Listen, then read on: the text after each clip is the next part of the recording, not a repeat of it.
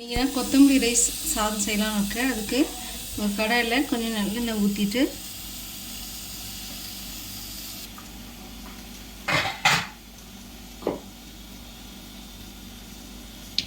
இப்போது கடுகு பொரிஞ்சிச்சு. கடலைப்பருப்பு உளுத்தம்பருப்பு, உங்களுக்கு வேர்க்கடலை முந்திரி எல்லாம் போடுறதுன்னா போட்டுக்கலாம். நான் அதெல்லாம் எதுவும் போடலை.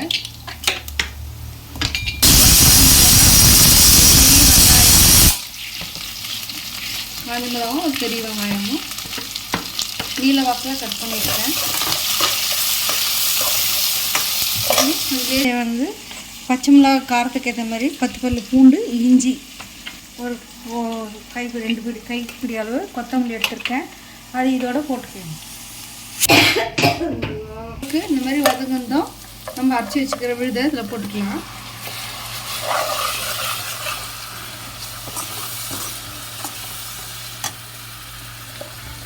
இப்போது இந்த ஸ்டேஜில் உப்பு போட்டுக்கலாம். நான் ஏற்கனவே சாதத்தில் உப்பு போட்டிருக்கேன், அதனால் பார்த்து போட்டுக்கணும்.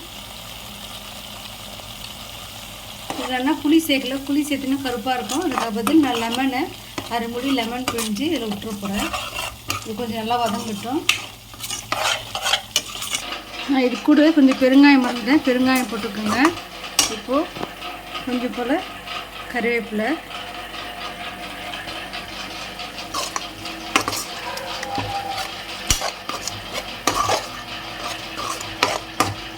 இந்த அளவுக்கு வதங்கணும்.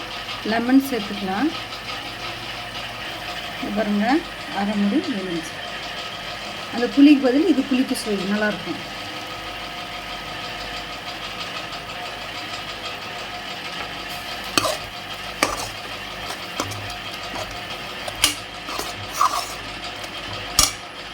வடித்து சாதம் சேர்த்துக்கலாம்.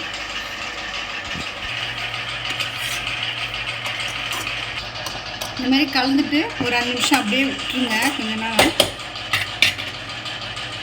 இதுக்கு நான் சைட் டிஷ்ஷாக உருளைக்கிழங்கு ஃப்ரை பண்ணியிருக்கேன்.